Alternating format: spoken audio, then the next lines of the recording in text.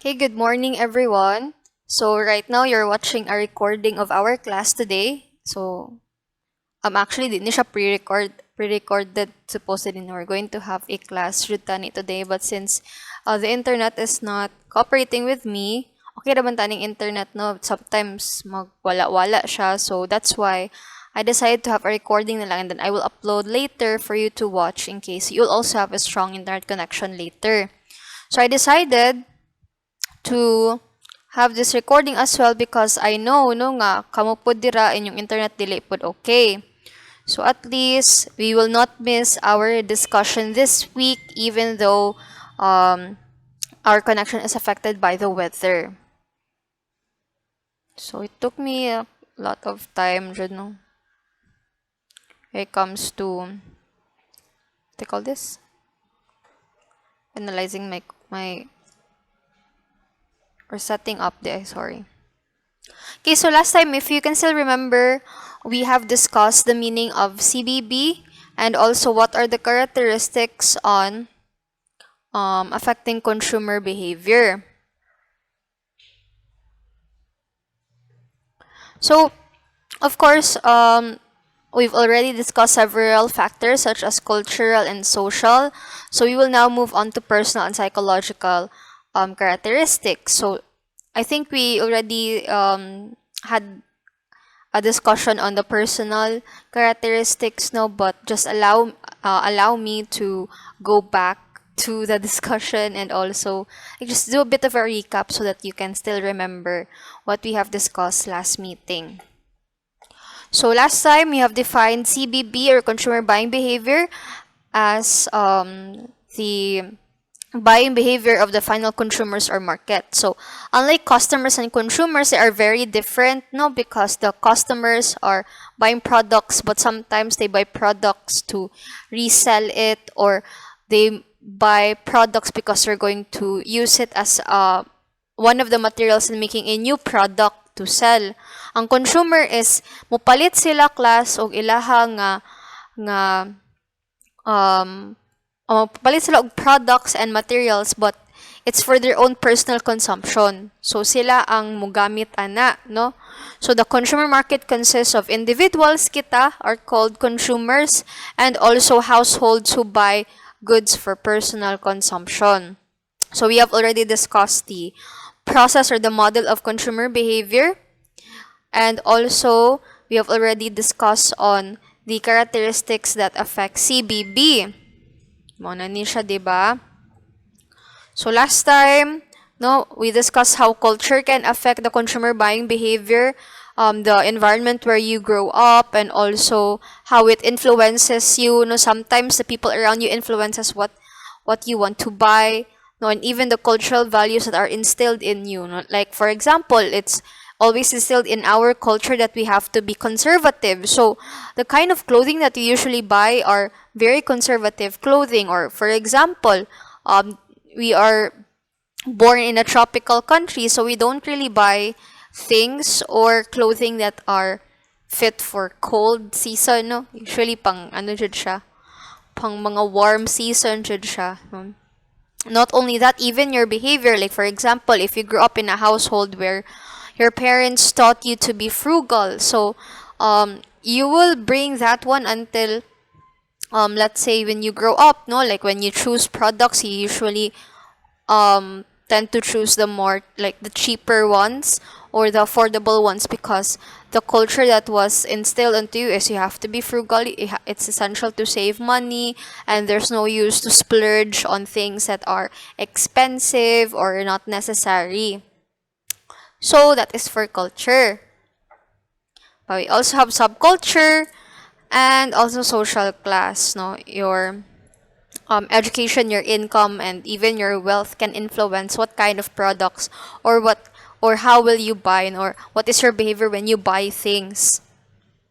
We also have social factors, so the people around you, very quite similar to cultural factors.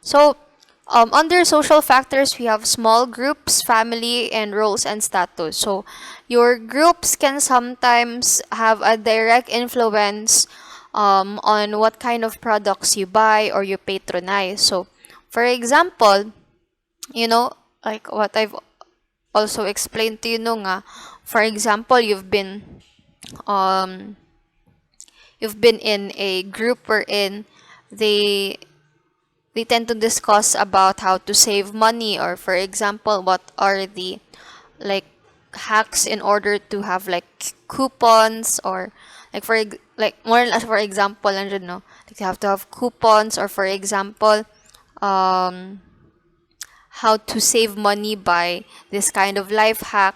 So there are groups like that. I don't know, social media is weird. They have a community wherein others are, thrift buyers, others are like a group wherein they discuss books. There are also a community wherein they discuss, health and wellness. Like there are different kinds of community online. So for example, if you belong to that kind of community and you discuss, similar uh if for example things that you like, and then immediately you will be influenced on what kind of things to buy, because they recommend things for you.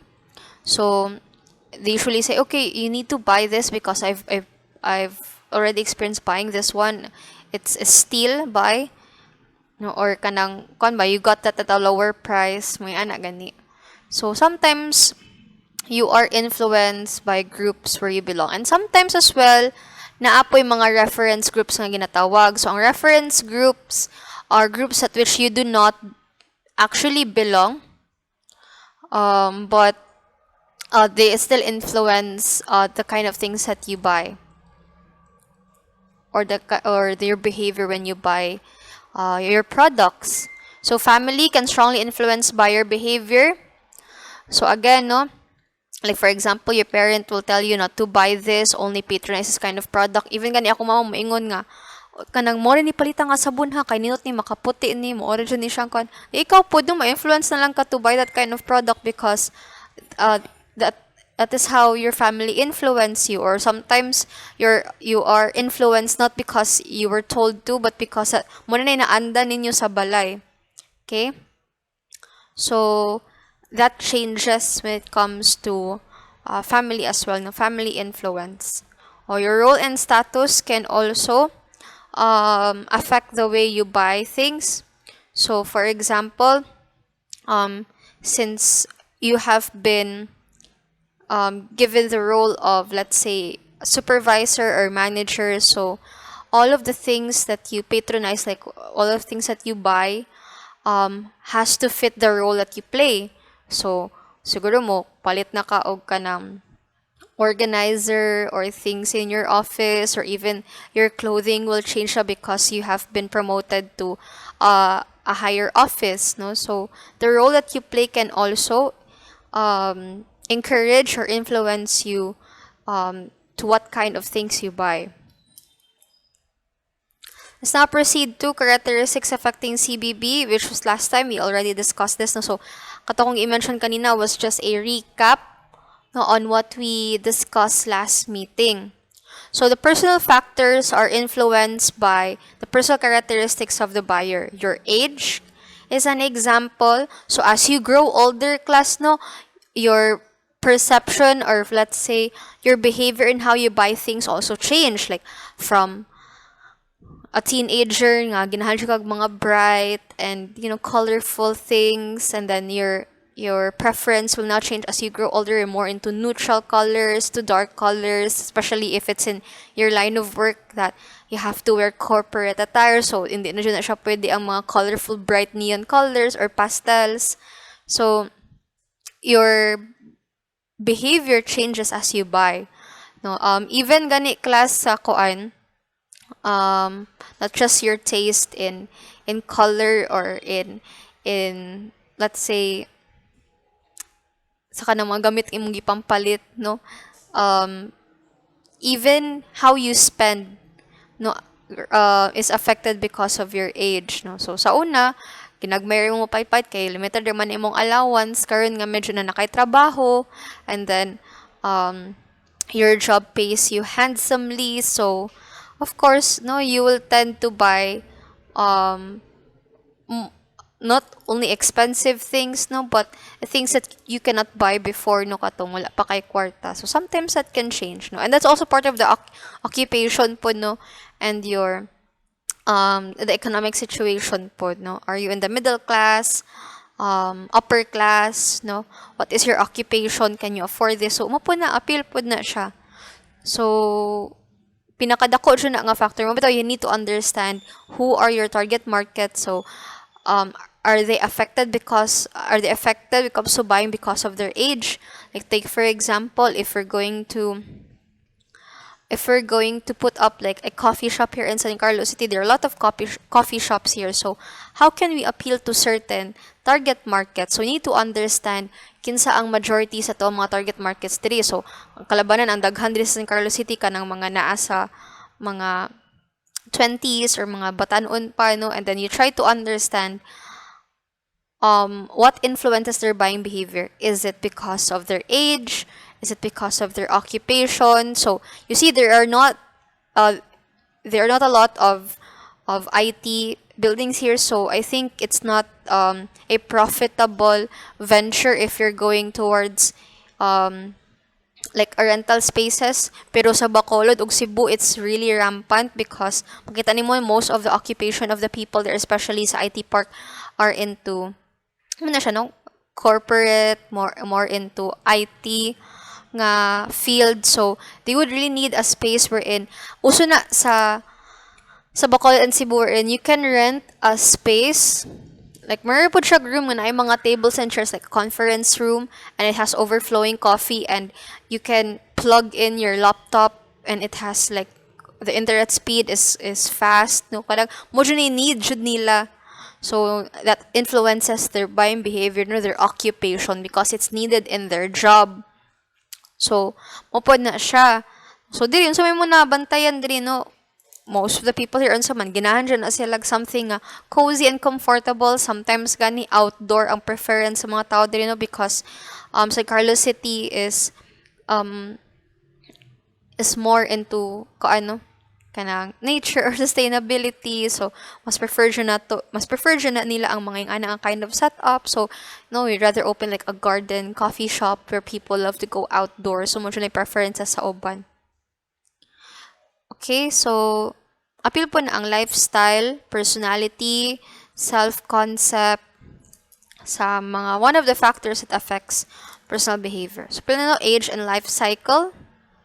So, buying is shaped by the stage of the family, and people change the goods and services they buy over their lifetime. So, muna kong ingon, no, lahi na ang needs nimo tong bata ka until ning dako ka, and especially the kind of things that you're able to buy also changes the color, the style, the things you need. So, sa una, no, I really like backpacks because it's handy, and then it's for active students, di ba nga magdagandagan, no, nya sulutan na nila mga libro nga bugat. Karon nga you're an adult, you much prefer handbags na to carry your lady stuff, no, and also kuana, no, kanang you're more into kuana monotone or neutral colors because you're an adult now, no, and then as you age lahi na pud imong needs, di ba, especially kung magdako ka, no, nya daghan na kay kag ginabatsyag nga mga health issues, no.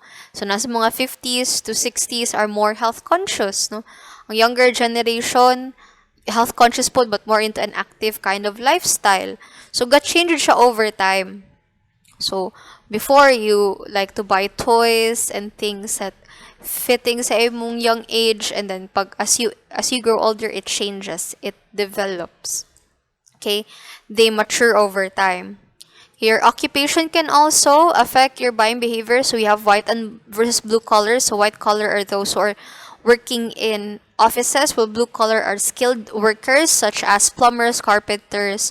So those are examples of that. So their occupation also changes their buying behavior. Usually people in the white collar occupation would buy things for their office like stationery, pens, no, things that is needed in their line of work, while the blue collar are more into what is needed in their job, and it's more in skills based, so like carpentry, plumbing, no? So, of course, this is ang palit og kuan no kanang mga pang-opisina nga, and they would not buy kanang mga crisp shirts with coats and tie. You know, they don't use that at work. So they usually make use of like hard hats if they're more into the construction, and also like boots or gloves, no, heavy equipment. So muna na that influences your buying behavior. Okay, also economic situation. So, recess and economic will result consumers tend to save money than spend it. So, an example of that is atong pag-pandemic, di ba nga, medyo dili kaayo na daghag tao nga ga-spend og money eating out because no, some people lost their jobs and we were really struggling at that part. So, our spending at that time, nagtipid-tipid jud ta. So, people are looking for affordable food, affordable things at that time because of the pandemic. And there was a recess in the economy, no? So, once nga the economy is thriving and it's booming, no, people will tend to spend more money. So, that's why marag, it's a good venture to sell um, things, or pwede ka kapataas gisimuhang ko ano because people have the means now. Mabitaw na nga ang uban, like for example, magtukod sila og kanang furniture shop, or for example a restaurant nga sells very expensive food, no, dili na sila maglahutay class labi na kung ga-struggle pa economically ang naso due to the loss of jobs because of COVID. So dili siya maayo nga ko ano. So your economic situation can sometimes influence the kind of how you buy things, because if you have more money because the economy is doing well, then you tend to spend or splurge. But if not, no, usahay, dili na lang ka mo palitan, imhon lang ang essential na lang. Okay? Your lifestyle also influences your buying behavior. So, for example, your activities are more into reading and art. So, usually you're going to buy, art materials or books because that aligns with your interests, with your activities. Okay?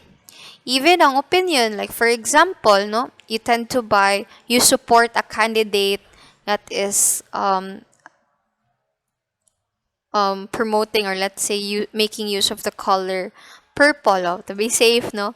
Or what making use of the color purple, since that's the kind of color that he or she is endorsing during his campaign. So since you have this strong opinion about politics and about how we should choose a good leader, and you feel that in your opinion this person has met all that credentials of that desirable leader, so mo palit kag mga things in purple or things related to that candidate. So sometimes that can also influence your buying behavior. Ito na ko palit ko usa ka class mo ana ko nga, does this thing fit to my interests, or palit ra ko just for the sake nga kanang ko irrational ko nga buyer. So dapat ganahan na ka, does this fit to my lifestyle or sa kong interest, sa kong activities. Okay, personality and self-concept. So, you feel that wearing red heels will make you feel confident, no? Para nimo it shows power. So, that would influence you to buy those kind of heels, no, or kaning nga kind of thing. So po no, self-perception, like if you see yourself more confident, more beautiful, more powerful if you have this, so that's why that influence you or that encourage you to buy that thing. Okay, the next one is characteristics affecting CBB under psychological factors. So under psychological factors, you have motivation, perception, learning, beliefs, and attitudes. So, under psychological factors, let's start with motivation. So, motivation can be viewed as an internal force that directs people to act in a particular way to satisfy a particular need. So, it arises from the need. An example, para sa ako ano karon, gutom kaayo ko. So, that motivated me to buy food. And specifically, I crave for like a burger or pizza. So that motivated me to find shops that will sell burgers or pizza because that arises from my need to satiate my hunger, and that motivated me to buy this kind of food, no? So needs become motive when it aroused to a sufficient level of intensity, like hunger.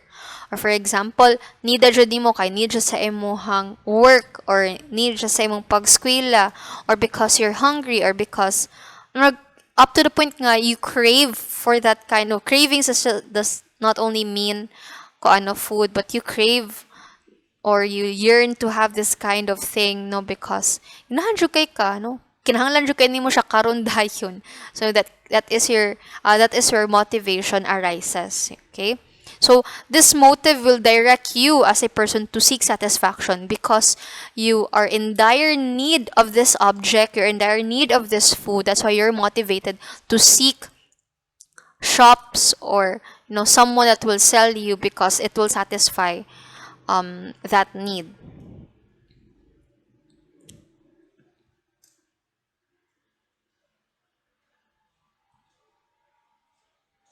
Okay. So, it's important that as students in marketing, we have to also understand the Maslow's hierarchy of needs. So, these are the things, like the basic things that we cannot live without. So, the first one is physiological needs. Physiological needs are the basic things, like food, shelter, water, clothing. That's it, no? Basic needs really mo as a person in order to live. Safety refers to either security and safety in general, and also financial security, meaning maski asa ka mo agto dili ka mahadlok because safe ka, no? Safe ang lugar kung asa ka gapuyo. And also you have financial security as well, meaning regardless kung si matabo sa imuha, si makulang, or for example kinahanglan mo og supplies sa inyong balay, you have the means to buy that because you have financial security. Himo na yung mga things kinahanglan nimo as a person. Okay, next is love and belongingness, no? It means that you need to belong to a community, no? Di man na ingon nga ikaw ra jud usa. Kinahanglan jud nimo masking ikaw introvert ka, you still need someone. So love and belongingness, dira na siya masulod, no? You belong to a community where you are valued and where you also feel comfortable and you are accepted. And then ang esteem is, or self-confidence is, naa kay kumpiyansa sa sarili, nga meaning you're confident in what you do and what you say, and kanang dili po ka mahadlok, just like security, no? You don't doubt yourself, no? Or when you do things, you do that out of confidence. Okay, self-actualization is the ability to know your weaknesses and strengths, and you know how to turn those weaknesses into strengths. Like you're fully aware, like you're self-aware that you're not good at this part, but you're open to changing that in order to improve. And you're also aware of your strengths and where you're good at, and you capitalize on it. So, for example, you're good at public speaking, or you're good at this one. So, you really make use of that. Okay, next is perception. So, it is a process by which a person select, organize, and interpret information to form a meaningful picture of the world. So, a motivated person is ready to act. So, for example, mato kung ingon, no, self-perception nga. If I see myself as a better person, if I buy this, if I have this, then I will do what it takes to actually have it, no? So, how the person acts is influenced by his or her perception of the situation. All people receive info from the five senses, but they interpret info in an individual way. So, you have different types of perception. You have selective exposure, selective distortion, and selective retention. Okay, so what do we mean by selective exposure? So selective exposure means that you only select like what you see, like the advertisements that you see on TV based on how it aligns to your values. Like for you, if you find this offensive, you will not really expose yourself to that kind of material. Mura po sa elections, no? Pero, like for example, no, if you expose yourself to this kind of material only because it aligns with your values, it aligns with your insights, di na ka ginahan mo expose yung kagalingon sa uban nga dili mo align sa imong beliefs, sa imong values. Okay? So, that's selective exposure. Nang mamili ra ka kung asa nga materials or advertisements ang imuhang i-expose imong kaugalingon because ang uban para nimo murag dili na siya dili na siya acceptable sa imuha. Ang selective distortion, on the other hand, is whatever that is thrown at you, you distort it so that it will fit to your belief. Like, even if kuanabi siya no, para nimo is, nindot jud siya. Or, let's say, for example, you've seen an advertisement about coffee shops and ana dyan na siya kanindot, no, like very Paris like. So you try to distort, like a certain cafe. I-distort mo ang image niya, how you perceive it to be, because murag gusto nimo nga mo fit man sa values nimo. Like for example, let's say, what other examples of distortion, ha? Okay. So, for example, you've seen a very harmful commercial about cigarettes. Hindi na ito coffee shop yun, kaya very confusing kahit to. Okay, so, for example, you've seen a commercial about cigarettes, and then it warns you about how it harms the health. And ikaw nga, gusto nyo kay kaginahan, kay mo gamit og sigarilyo, you try to distort that kind of information as, gikuan na mong guna nila kay tungod ka nang, so that we can smoke moderately, but it's not really entirely bad for the health. Look at me, wala ramang ko na unsa. So that also be selective distortion. You distort the kind of information so that it would fit to your beliefs.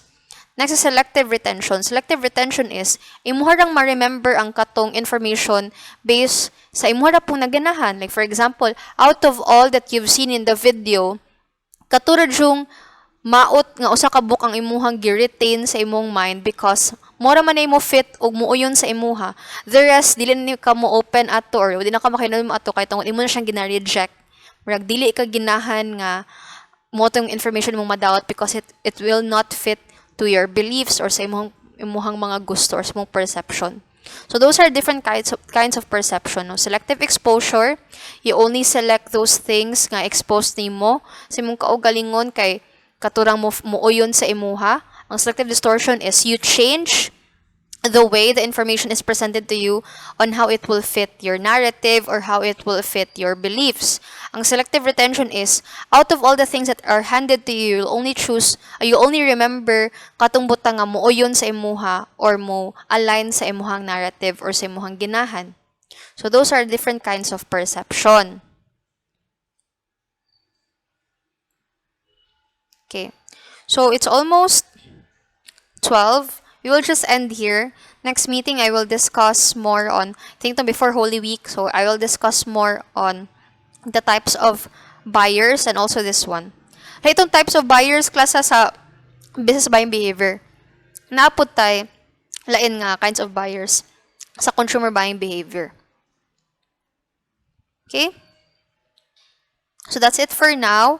I will just upload this in YouTube for you to watch, and then next week, hopefully, if okay na ang internet, we can start at 11. So, I started at 11:30, no? So, 30 minutes na ako mahatag nga time sa inyo, ha, guys? Since we ran out of time already. So, hopefully, you will watch this video, and I will be monitoring. Okay? Thank you, everyone.